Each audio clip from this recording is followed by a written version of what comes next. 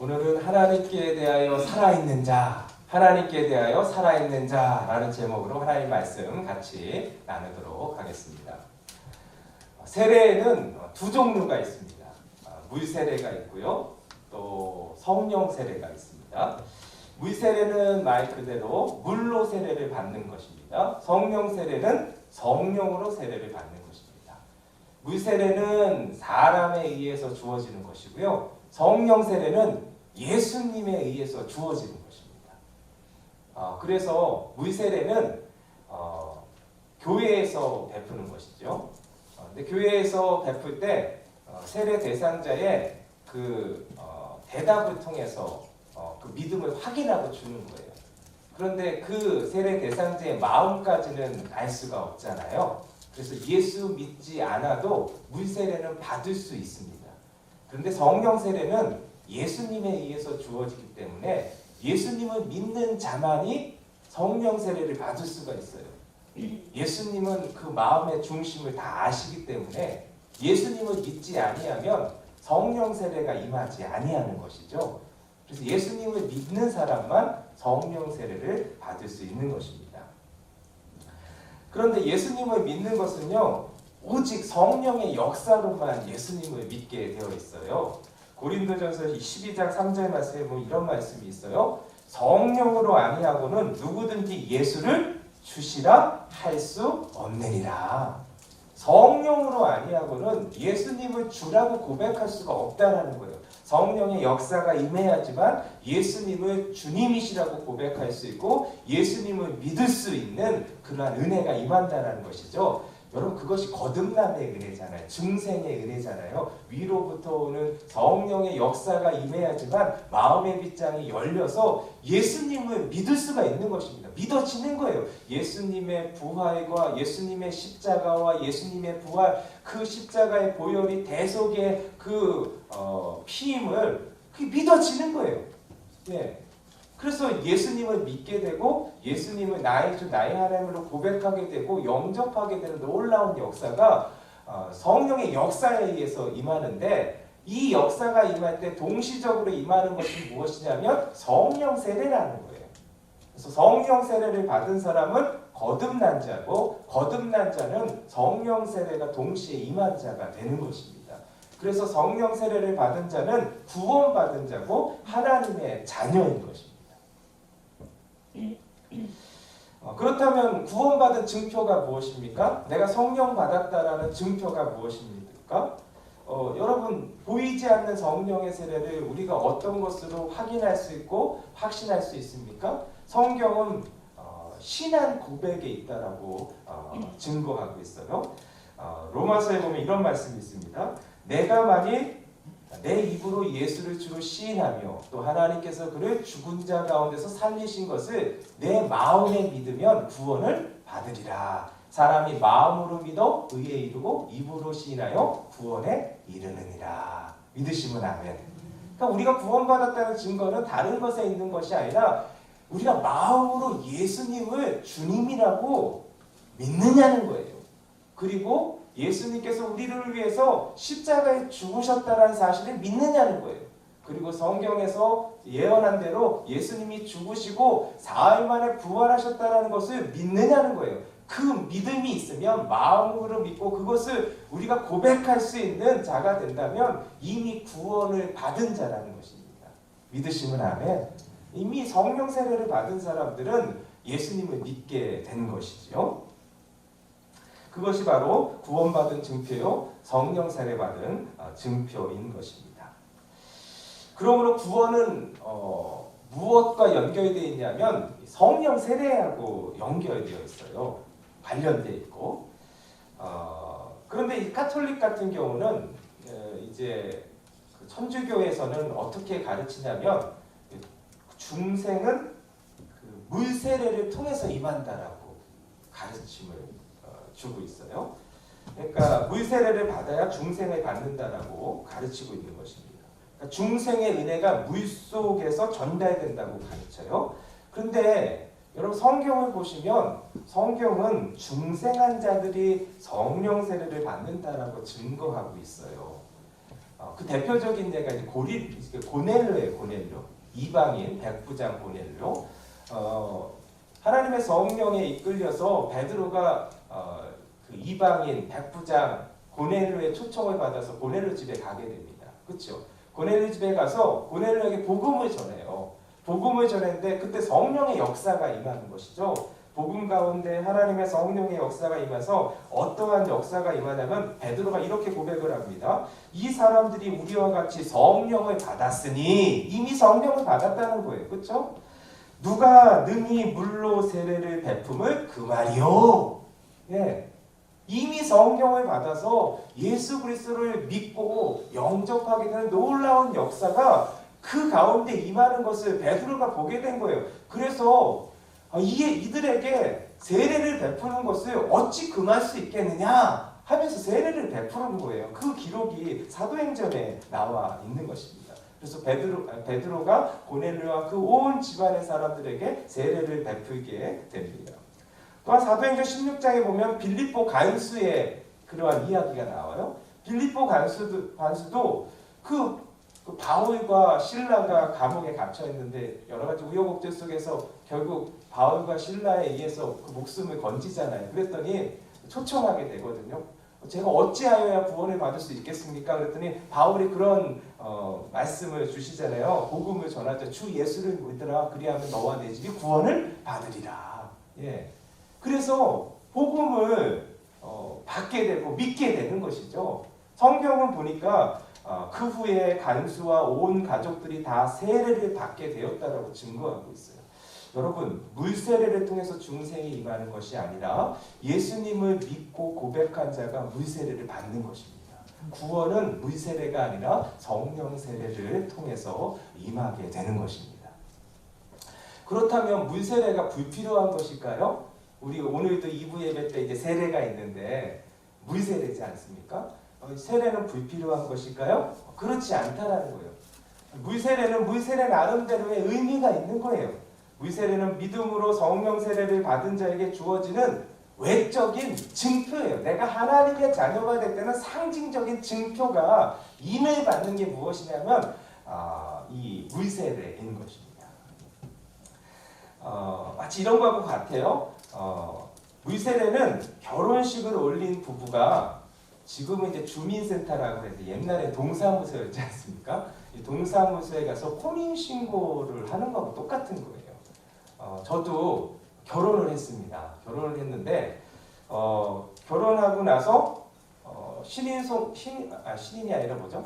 혼인신고. 너무 오래돼가지고 저도 혼인신고를 하는데 결혼하고 바로 못했어요. 왜냐하면 제가 보통 토요일 날 하잖아요. 어제도 결혼식이 있었는데 토요일 날 하면 토요일 날 동사무소가 열진 않잖아요. 그렇죠? 그리고 오후에 하니까 이걸 어떻게 할 수가 없고 그 다음날 주일이니까 주일 섬기고 그리고 나서 이제 신혼여행 갔다 오니까 일주일이 좀 지나서 혼인신고를 한 것 같아요. 여러분, 그러면 제가 혼인신고하지 않은 일주일 동안은 제가 결혼한 거예요? 결혼 안 한 거예요? 네? 예. 신혼여행도 갔는데 신혼여행 간 곳에서 제가 부부예요? 아니면은 남남이었어요? 그때? 네? 부부죠, 부부. 그렇죠. 예. 이미 결혼식을 올렸잖아요. 결혼식 가운데 혼인 서약도 하고, 그렇죠. 그리고 혼인 선포도 하고, 성혼 선포도 하고, 그렇죠. 박수도 다 받고 축하도 다 받았는데 단지 뭐만 안 한 거예요? 신고만 안 한 것이죠. 그렇죠. 혼인 신고를 안 했어도 결혼식을 했으면 뭐예요? 결혼한 거예요. 그렇죠. 예. 저 결혼해서 신혼여행 갔어요.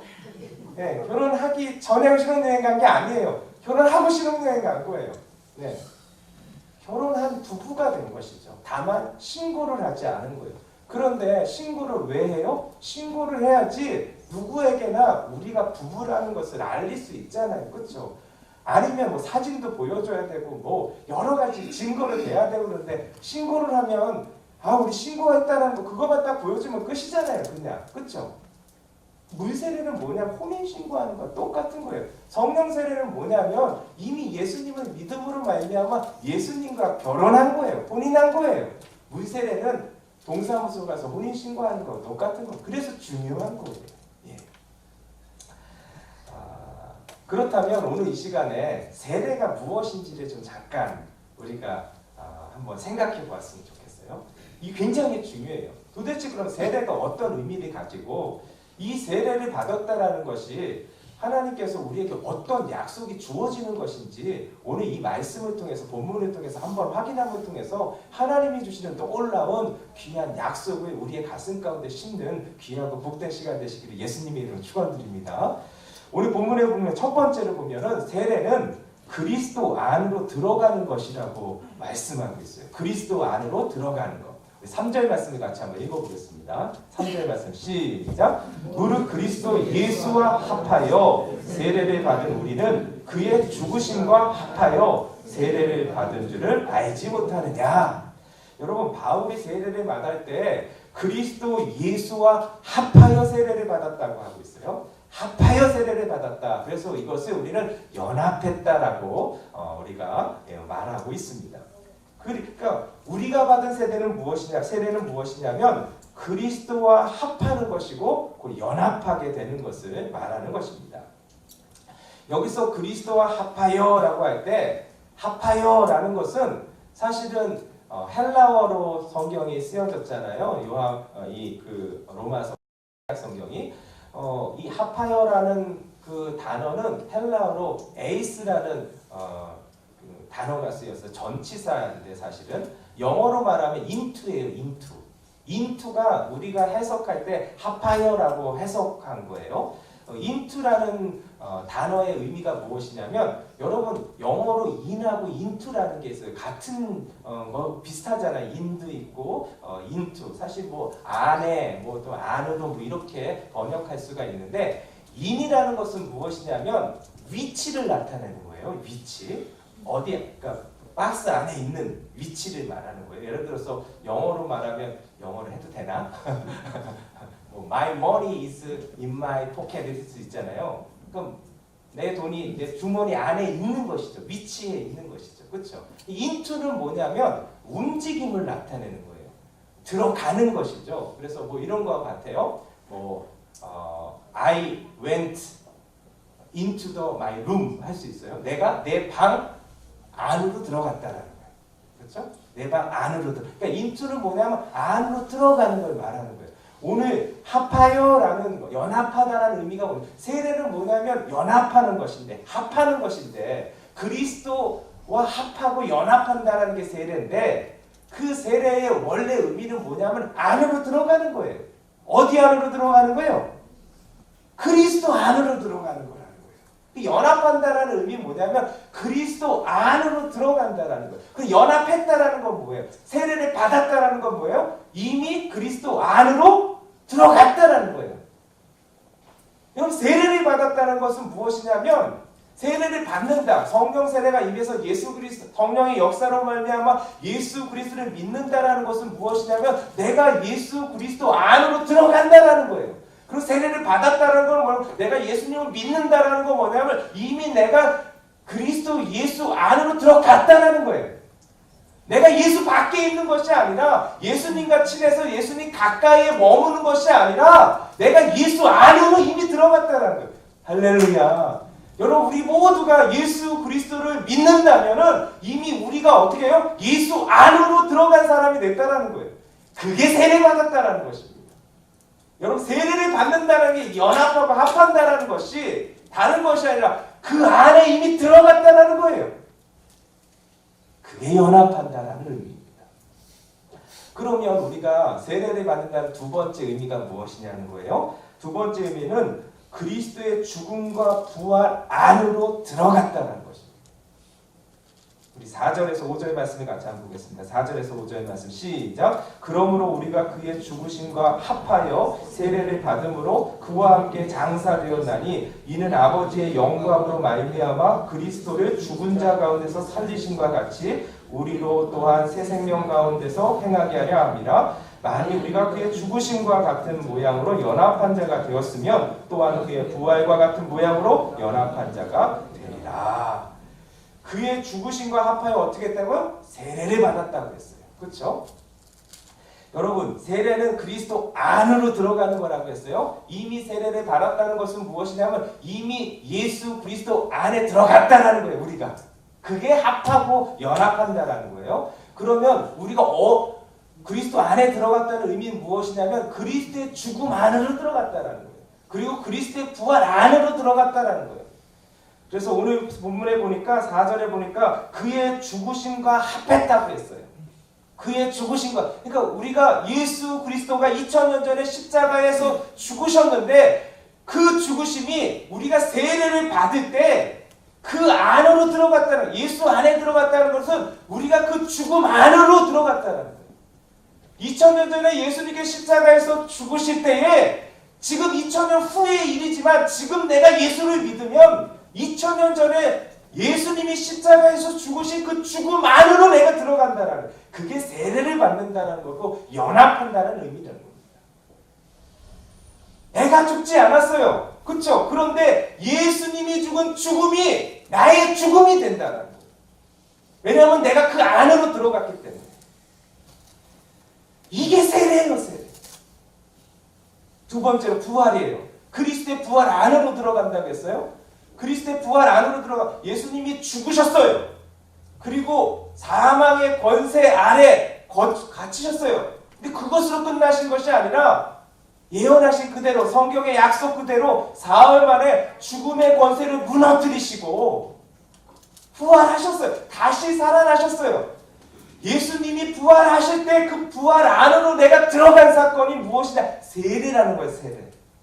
세례 받을 때에 나도 예수 그리스도의 부활 안에 거하게 되는, 그 안으로 들어가게 되는 놀라운 역사가 여러분, 그래서 성령 세례, 여러분, 우리가 예수님을 믿는 거듭남의 은혜는 이거 엄청난 것입니다. 그러할 때에 우리가 어떻게 되냐면 내가 죽지 않았고 내가 부활한 것이 아닌데 예수님의 십자가의 죽음이 내 십자가의 죽음이 되고 예수님의 부활이 내 부활이 되는 놀라운 역사가 언제 임하게 되냐면, 누구에게만 임하게 되냐면 예수님과 연합한 자에게만 임하게 돼요. 그게 세례라는 것입니다. 그러면 세례를 받으면 또 어떤 은혜가 임하게 됩니까? 세 번째로, 세례는 우리를 죄에서 자유케 하고 새 사람이 되게 한다는 거예요. 세례는 무엇이냐? 죄에서 자유케 하고 새 사람이 되게 하는 것이 세례라는 거예요.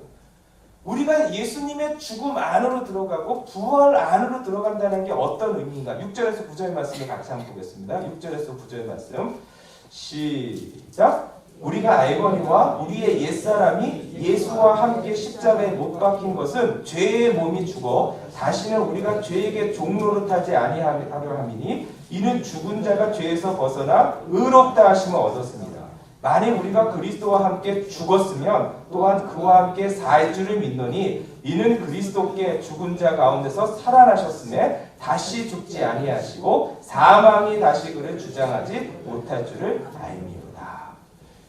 여러분, 십자가는 죄에 대한 형벌이에요. 그렇죠? 죄의 싹은 뭐죠?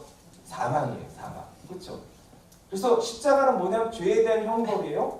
그래서 그 십자가는 내 죄로 말미암아 내가 달려야 될 것이 십자가예요. 십자가. 그것이 십자가를 상징하는 거예요. 내 죄에 대한 형벌이 십자가인데, 여러분, 그 형벌을 누가 받으신 거예요? 예수님이 받으신 거예요. 그 예수님이 받으셔갖고 내가 달려야 될 십자가에 예수님이 달리신 거예요. 예수님께서 그 십자가에서 피 흘려 주셨어요. 그 피 흘려 주신 거. 근데 그 피는 뭐냐면 내가 흘려야 될 피라는 거예요. 근데 예수님이 십자가에서 달리셨는데 그것이 언제 우리 가운데 유효하게 되고 그것이 언제 우리 가운데 실제가 되냐면 예수님과 연합할 때라는 거예요. 예수님과 연합하게 되면 그 죽음 안에 들어가서 어떠한 역사가 일어나냐면, 예수님이 십자가에 달리신 이유는 뭐냐면 나를 구원해 주시기 위해인데 내 죄를 대신해서 십자가에 달리신 거예요. 내 죄를 대신해서 십자가에서 피 흘려 주신 건데 그 피 흘려 주신 은혜와 그 십자가의 형벌이 적용되는 때가 언제냐면 세례 받을 때라는 거예요. 주님과 연합할 때에 그 은혜가 실제가 내 안에서 된다는, 실제가 된다는 거예요. 예수님의 죽으심, 예수님의 그 대신 형벌을 받으심, 대속의 그 은혜는 주님과 연합할 때만 내게 된다는 거예요. 할렐루야. 예. 그래서 성경에 보면 이런 말씀이 있습니다. 로마서 8장 1절에서 2절 말씀인데요. 그러므로 이제 그리스도 예수 안에 있는 자에게는 결코 정죄함이 없나니. 왜냐하면 형벌을 다 치르셨기 때문에, 내가 받아야 될, 내가 당해야 될 형벌을 예수님이 다 당해 주셨기 때문에, 다 흘려 주셨기 때문에 나는 이제 뭐예요? 자유하게 되었다라는 거예요. 이는 그리스도 예수 안에 있는 생명의 성령의 법이 죄와 사망의 법에서 너를 해방하였습니다. 그러니까 그리스도의 십자가 안으로 들어가는 유일한 길이 무엇이냐면 세례받는다. 연합되어야 돼. 연합이라는 게 얼마나 중요한지 몰라요. 우리의 죄를 사해 주셔서 이제는 더 이상 죄의 종로로 타지 않아도 되는, 우리의 죄가 다 뭐예요? 예수님이 다 담당해 주신 사건이 십자가가 되어지는, 그것이 우리에게 적용되는 때가 언제냐? 연합할 때만 된다는 거예요. 그래서 잘 보세요. 예수님이 모든 사람의 죄를 위해서 십자가에 돌아가셨어요. 그렇죠? 그 피가 모든 죄를 다 사해 주시고 깨끗해 해 주시는데 연합하지 않은 자에게는 임하지 않는 것입니다. 연합한 자에게만 임한다라는 거예요. 그게 세례라는 것입니다. 또한 예수님께서 부활하심을 통해서 사망의 권세를 무너뜨리셨어요. 그리고 부활하셔서 지금도 살아계십니다. 여러분, 우리가 부활 안으로 들어가면 어떻게 되냐면, 우리도 예수 그리스도의 부활 안에 들어가기 때문에 우리도 살아나게 되는 거예요. 할렐루야. 여러분, 죽음의 권세 안에 갇혀있는 자가 아니라 살아나게 되는 거예요. 살아나게 돼서 옛사람은 죽고 새로운 사람이 되는 거예요. 그런즉 누구든지 그리스도 안에 있으면 새로운 피조물이라. 이전 것은 지나갔으니 보라 새 것이 되었도다. 여러분, 이 은혜가 누구에게 임해요? 그리스도와 연합한 자에게만 임한다. 여러분, 그래서 세례가 중요한 것입니다. 세례 받은 자가 이 은혜를 누리게 된다는 거예요. 세례 단순히 그냥 우리가 뭐 물로 세례를 받는 하나의 의식이다, 여러분, 이게 아니라는 거예요. 세례 받음을 통해서만 연합하게 되고, 연합한 자에게만 임하는 것이 무엇이냐면 우리를 자유케 해주시고 새로운 하나님의 사람, 새 사람 되게 하여 주셔서 하나님의 자녀 삼아 주시는 놀라운 역사가 예수 그리스도와 연합한 자, 세례받은 자, 그래서 예수님을 나의 주 나의 하나님으로 고백한 자, 구원받은 자에게만 임하게 된다는 거예요. 그러면 이것이 우리에게 주시는 약속이 무엇이냐는 거예요. 그리스도와 연합하게 된 자에게 주시는 약속. 그 약속은 무엇이냐면, 여러분, 세례는 하나님께 대하여 살아있는 자로 세우심을 받게 되는 것입니다. 하나님께 대하여 살아있는 자로 세우심을 받게 되는 거예요. 하나님께 대하여 살아있는 자. 10절에서 11절 한번 읽어보겠습니다. 시작. 그가 죽으심은 죄에 대하여 단번에 죽으시며 그가 살아계심은 하나님께 대하여 살아계심이니 이와 같이 너희도 너희 자신을 죄에 대하여는 죽은 자요 그리스도 예수 안에서 하나님께 대하여는 살아있는 자로 여기지어다. 여러분, 세례받은 자는 그리스도 예수 안에서 하나님께 대하여 살아있는 자라고 하나님께서 칭해 주신다는 거예요. 여러분, 죄의 쌌으면 뭐라고 그랬어요? 사망이라고 그랬어요. 여러분, 이미 죄한 사람들은 다 뭐예요? 사망 안에 갇힌 자예요. 그런데 예수 그리스도로 말미암아 다시 새 사람이 된 자는 하나님께 대하여 어떤 자라고 여김을 받게 된다고요? 살아있는 자, 죽은 자가 아니라는 거예요. 여러분, 죄 안에 있는 자는 다 죽은 자입니다. 근데 살아있는 자가 되는 사람은 누구예요? 연합한 자만. 네. 여러분, 꽃꽂이의 꽃 한번 생각해 보세요. 꽃꽂이의 꽃은 살아있는 건가요? 죽은 건가요? 죽은 거죠. 왜냐하면 여러분, 꽃이 화사하지 않아서가 아니에요. 너무 화사하고 아름다운데 꽃꽂이의 꽃은 죽은 거예요. 그 이유는 단 한 가지, 생명의 근원되는 줄기에서 끊어졌기 때문에 그런 거예요. 생명의 근원되는 줄기에서 끊어지면 화사하고 아름답지만 그 끊어진 시점부터 죽어가는 거지 사는 게 아닙니다. 마찬가지예요. 여러분, 우리가 하나님을 알지 못하고 그리스도 예수와 연합하지 못하면 생명의 근원이신 하나님과 이미 끊어진 상태예요. 죽음이에요. 죄에 쌌은 사망에 죽어있는 상태예요. 그런데 여러분, 그 꽃꽂이에 살 수 있는 유일한 길은 무엇이냐면 다시 생명의 근원되는 줄기와 붙으면 되는 거예요. 접붙이면 되는 거예요. 여러분, 접붙이는 게 뭐냐면 연합하는 겁니다. 세례받는 거예요. 성령 세례가 임할 때 예수님의 믿음으로 말미암아 예수님의 죽음 안으로 들어가고 예수님의 부활 안으로 들어가서 죄에서 자유케 하시고 해방시켜 주실 뿐만 아니라 옛사람이 죽고 새사람이 되어지는 놀라운 역사가 임하는 것이 세례인 것입니다. 세례.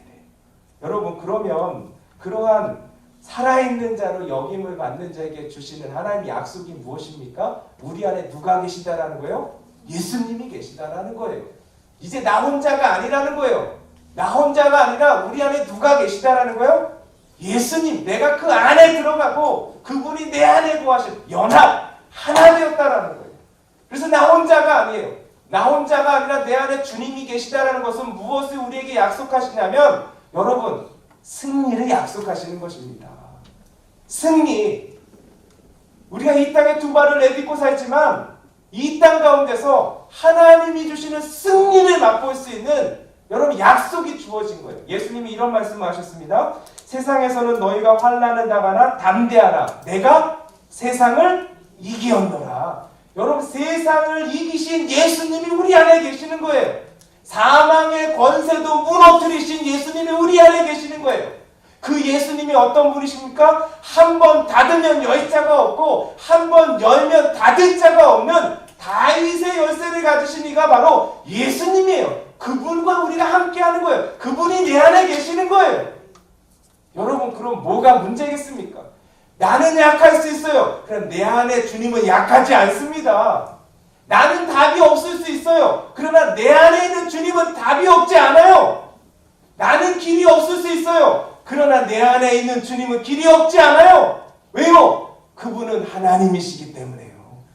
세상을 이기신 하나님이신 예수님이 나와 함께 하시는 것이 연합한다는 것입니다. 그래서 지금 우리 가운데 펼쳐지는 여러 가지 어려움들이 있을 수 있어요.